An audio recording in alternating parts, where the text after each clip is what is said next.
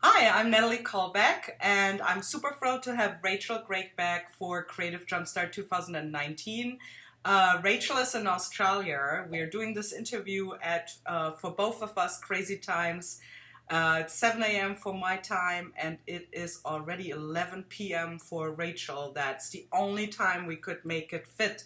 So, Rachel is a good friend of mine. I've seen her many, many times at trade shows, but also in Australia. And actually, a couple years ago, together with Julie Pfeiffer-Balzer, I taught a workshop in Rachel's amazing warehouse. And if you ask warehouse, then you will have to see what Rach has to tell about herself and why she has a warehouse. So, Rachel, I hand it over to you in Australia. Hi. Hi, good to see you. Good to see you too. Well, thanks for having me for Creative Jumpstart for 2019. I'm really excited to be back. So glad you came back. Yeah, for sure, always, always. So, Rach, tell us a little bit about your artic, your art and craft background and what you do. And why do you have a warehouse? Yes, exactly. My art background, I started doing, my main interest is photography. So I did a Bachelor of Visual Arts degree when I finished school. And the major for that was photography, but a lot of the other subjects that I did was printmaking and ceramics. I did a lot of fibre art, so bookmaking as well.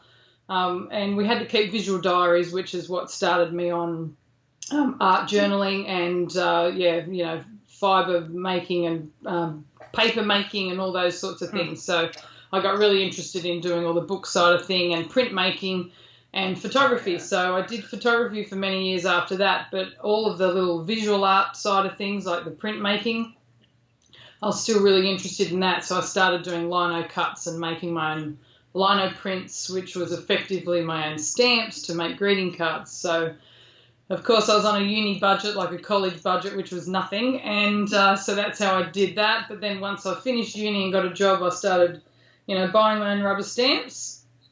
And fast forward a few years after that, I thought, maybe I can turn some of my photos into rubber stamps. So I started doing that, and now I have my own company called Darkroom Door, and I design and manufacture my own range of art rubber stamps. Yeah, so they're fantastic. Sorry? They're fantastic. Well, thank you. Thank you. I do love them. I love them too. I'm a bit biased. I used to use your stems quite a lot. Of course, as some people know, when you have different companies you work with, then that kind of stops. And it's not because you hate the other company. It's just like, that's how it works in this world. But yeah, I love Rachel's awesome photography designed stems too. Your photos are amazing anyway, because you do these like cool film strips out of them too that you can use in your like scrapbooks or art journals or wherever you want to do that, greeting cards. And then oftentimes the photos that she took while she was traveling, she turns into stems. And of course, if you're looking for Australian themed stems, that's another thing to go, because that's like super special, right? Yes. That's it. Yeah. So no, I do. I incorporate a lot of my travel photos into the stamps, and then also the other products as well. So, and then I like to then use them in the art journaling and in my books. So it's all good. Yeah, that's so cool. And she has this like really cool big warehouse where she has a classroom and she teaches classes, and we taught classes. Ta-da! Yeah, that was so much fun. Yeah, it was super fun. When you came down, that was great. Yeah, and I loved seeing, it was super interesting too to look behind the scenes of where stems are made. That was another like super treat for us to kind of like get a picture of where that actually, like what is behind a family company that has all hands on deck and makes their own stamps and produces them in their own country. That's pretty amazing. Yeah, it is, and it's an interesting process. So Yes. we love showing people how that's done when Yeah, you we call can't in. tell you. We have to kill you if we tell you. Yeah, that's right. Yeah. But it's good, and the way, like, because a lot of the photos that I use are very detailed as well. Yeah. So there's it's not an easy process, but we've got our own little formula that we like to use to make it work. So that's good. Not a good thing to lino cut that one out. Yeah, that's a bit. Yeah, I might be there for a while. So that might take some serious skills and time. Exactly. I'm actually not that good at that lino cutting, so. I'm sure you are better than me. I just actually went to a printing party. I have a teacher here. He's amazing, Bruno Nadalin, and he does a lot of like printing workshops. And anyway, once in a while he offers at the art school a printing party so that you can use the press, but he also helps you. So I had this like wonderful idea to cut out an image of a photo that I had taken downtown, which, everyone here in the city knows because it has a very famous mural by Shepard Fairey with a wave and the Statue of Liberty. But what I didn't think about was, to reverse the photo first, because everyone who will see that stem will recognize it's wrong. It's like the other way around. Rule number one. And then it was like so hard to carve like super tiny details out. I basically like took out the lights and, like signage, and I was like, whatever. But you made it your own, so that's good. Yeah, so, it's awesome. You could just call it creative license. It's just, backwards, and that's cool. Exactly. All these things. But it was fun. Yeah. So this year, Rach, as you know, the theme for Creative Jumpstart is My Home is My Castle. And I loved seeing your video. I saw it already, of course, because we are launching soon. So I know that has some special meaning for you. So, Rachel, what does home mean to you? Home for me usually is where the people that I love the most are. And especially because, like, as a kid, I sort of bounced from home to home. I lived in a few different homes. We didn't just stay in the one place. And so I lived with my parents, and then lived with my mum, and then lived with my dad for a while because my parents split up when I was a bit younger. And then after that, where I lived, because I grew up in the country, so it was just a small little country town. And so that only went to year 10 at school, so I needed to move away to finish my schooling. So then I lived with my grandparents for a few years, and then after that, when I went to college, I lived with my brother. So I ended up sort of, by the time I was at college, lived in about, 4 or 5 houses. So it meant that I wasn't stuck to just sort of one house. I could easily adapt and easily find a new home. And I guess the way that I made that my home was just, the people I was surrounded with. And, of course, obviously my room had, my little things in it and my little collections and stuff. So I've still got a lot of that, even now to this day, some of those little collections and stuff. But once I finished college, I ended up travelling in a camper van, in a combi van, through Europe. You'll appreciate that, the old, Volkswagens. And so I went around Europe for about 12 months, and so that was my home at that point. And I think even that year is probably one of my most favourite years, and our home that we built inside that van. And we hadn't, and we laugh about it now because that was, probably about 20 years ago. And then it was only earlier this year that we actually went into another motorhome for a couple of weeks over in New Zealand. And it was just like going straight back into the van.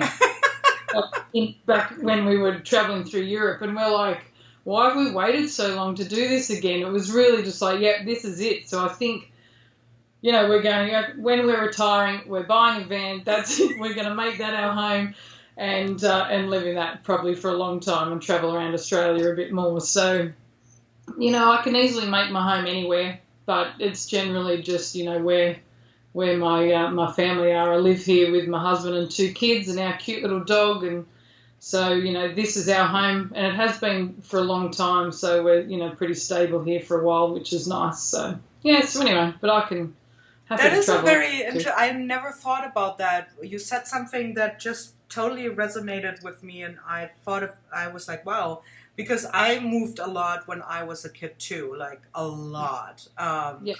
And I have this thing about like whenever I move, I'm like, okay, what's this is an artful adventure. What's going on? Not as a kid, I wasn't looking for artful, but I was like, what makes this place? And I kind of like discovered my surrounding and kind of like searched for the things that I would find great. At some point, I was abducted from a big city to a little village, which was really hard, and I still made it my home. But it's true. When you said that because you moved so much, you learned how to adapt easily and make other places your home. I just realized, I think that's maybe why this is actually also, it's like a thing, you have to do that to kind of like survive, right? You have to just find the way to say, oh yeah, that's my home now, okay, right? Yeah, that's it. And I think it's a good, thing to have, really, being able to adapt. And the funny thing is, we've been in this house now that I'm living in now for, I think we're going on to 8 years, and which is a long time for us. And so instead of moving, because we're staying here for until the kids have finished school, and we'll move furniture around now instead of moving house. We'll go. We need a change. What can we do? All right, let's move the furniture, or let's move this somewhere else, or whatever. So we'll always do that. So yeah, that is funny because it makes it as if you moved somewhere. It's like a whole different, like, I used to do that all the time. I was just talking with Marsha about it, that when I was in university and I had really a small room only, the only way I could cope with it would be like changing like the furniture and everything up, and then just live with it for half a year, and then like, no, that didn't work. We always say it's about every 6 months, right? And we'll do something. But the problem is, once you change one thing, it almost changes the whole house. And exactly. Then you go, well, if you move that there, then that has to go there. Then it's like playing Tetris, and you've got to put all the pieces back together. And you go, oh, why did we do this? But anyway, it keeps it fun. Or our current project is we're painting some of the walls a different colour, so we're always trying to keep things fresh. What colour are you using? Like bright colours or muted colours? No, pretty boring, to be honest. We keep everything neutral because we keep the artwork in the home. Yes. Like we keep that to have the colour. So, gotcha. Yeah. Yeah, that's interesting. Are you having a lot of like artwork hanging around in your home? We do. I have a lot of my photography that's hanging around at the moment. It's like I have a moving exhibition, but it's it's like, where have I travelled to? Right. So currently a lot of Nepal stuff. Like when I travelled to Nepal, that's all still hanging here because I had an exhibition with that series. And so you could sort of say that the pieces that didn't sell are the ones that are in the... But hey, they're still so beautiful that you hang them. Exactly. Yes. Exactly. And then I've also got a lot of the European trip hanging up. So we've got Venice and Prague and all that. That's all hanging around. But we've just come back from New Zealand, so I haven't got that hanging up yet. But we've got 2 wall spaces that we're planning on. I just have to get I have to get the photos printed, so I'll do that. But we've also got other artwork from, our artist friends and stuff. Some of that's hanging around the house as well. And my kids, they do really good artwork as well. So that's Are your good. photos mostly black and white, or do you have them developed in color too? Both, but the ones that are hanging in the house at the moment are mostly black and white, but I know the New Zealand ones that I'm going to print up, they'll be colour. So. Oh man, yeah. that's one of my big bucket list things to go to New Zealand. I think You should. it's right.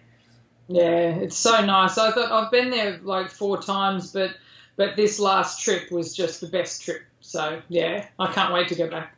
I was just talking with Rowan Chevier, is her last name. She's also part of Creative Jumpstart. She's actually in Australia, but originally from New Zealand.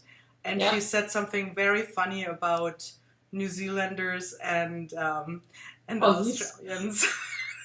And she said it's like, you have to watch the interview, but I think it was something in short like, she loves Australia, she loves the Australians, but Australians are like their birds. They're all out there, while the New Zealand birds are they're beautiful but very muted. Oh yeah, well yeah, it's that, you know, like all countries who are right next to each other, Yes. that have that, you know, Little funny banter. relationship with it. Yeah, the banter, exactly. So you know, yeah, but she's living in Australia, right? So Yeah, she lives in Australia. She loves it. it's swaying in our favour. Yes.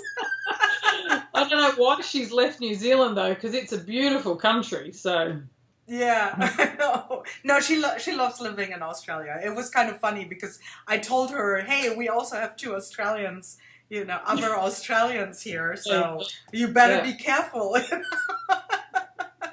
It was funny. That is funny. So we just talked about that like me, you travel a lot for fun, but also for teaching, and so. You know, we both love to travel, but what is the first thing that you do when you come home after you traveled, like to make you like, oh God, I'm home again? Usually I just dump all my stuff. I don't usually unpack very quickly. Just get into something cozy and then just hang out with the kids for a bit. So nothing too exciting, but in terms of, you know, doing anything around the house, but I just like to relax, and I think that's the main thing. Home should be, I think, is the place where you can just be your real self and just, you know, chill out. I think that's the same thing. I go and shower and put on jammies and just like lounge around for a while. And it sounds horrible, but I oftentimes do not unpack for 2 days. No, Like, I don't. Well, that's good. 2 days is good. Sometimes I leave my suitcase there 2 weeks or if whatever. it's materials too, I'm like, what ifs? It can be there forever. You know, Usually it's full of art supplies anyway, so like I can leave like, that there till my next trip. So you know, because like that means like serious like organization, cleaning, putting it in places again, which means you have to clean other stuff up, and you're like, no, I just came home. I can't be bothered. It's contained.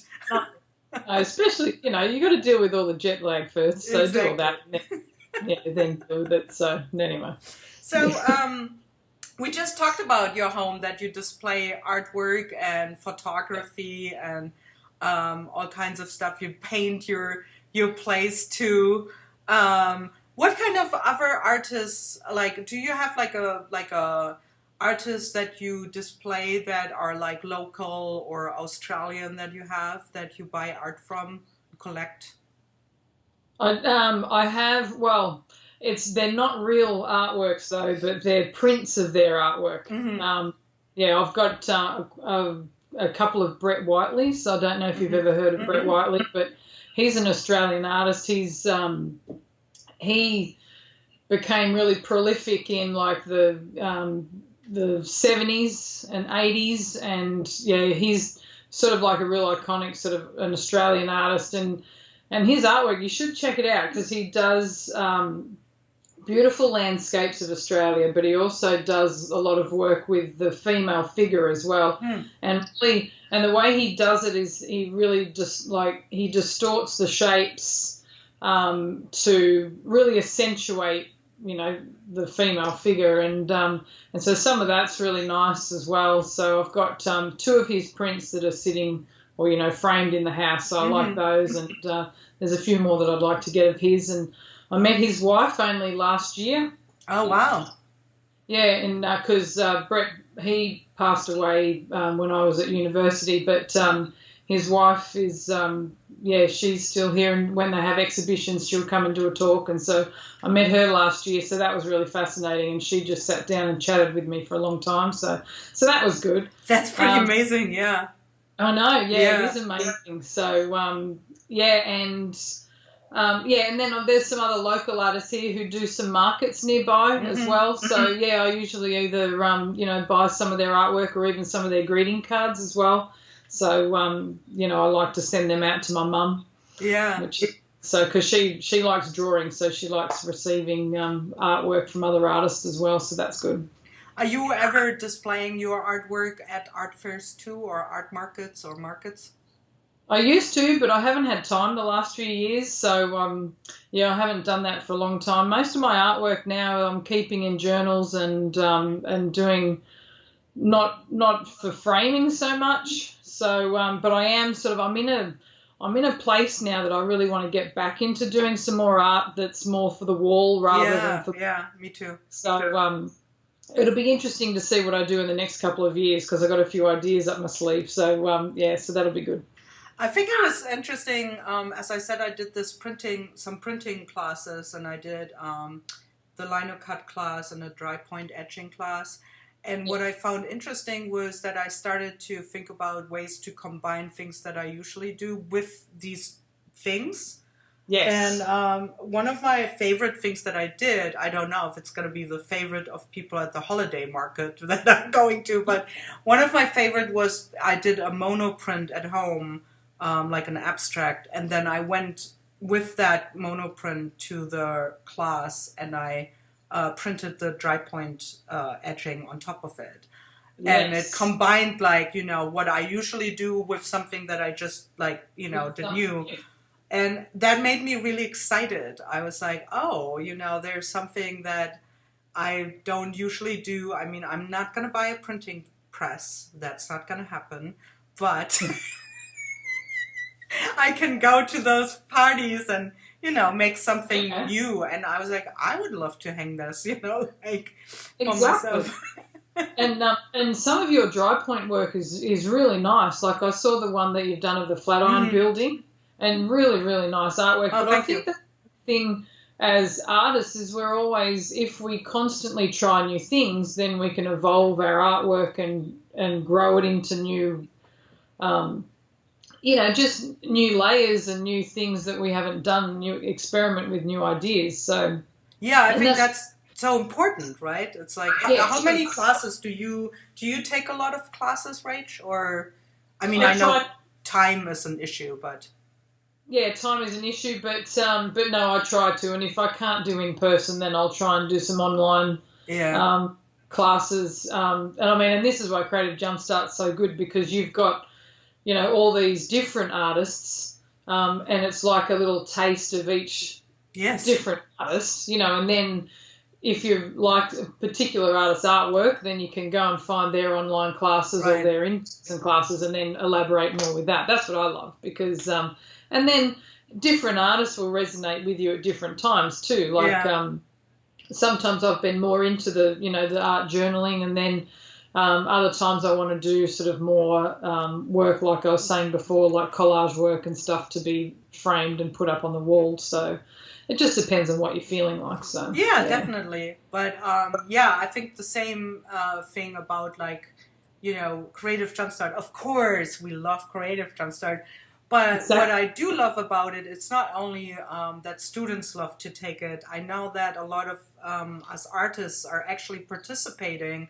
And I think it is because it has these very short increments of video. It's it's doable. It's not like you're in for a long time with 1 hour videos or whatever.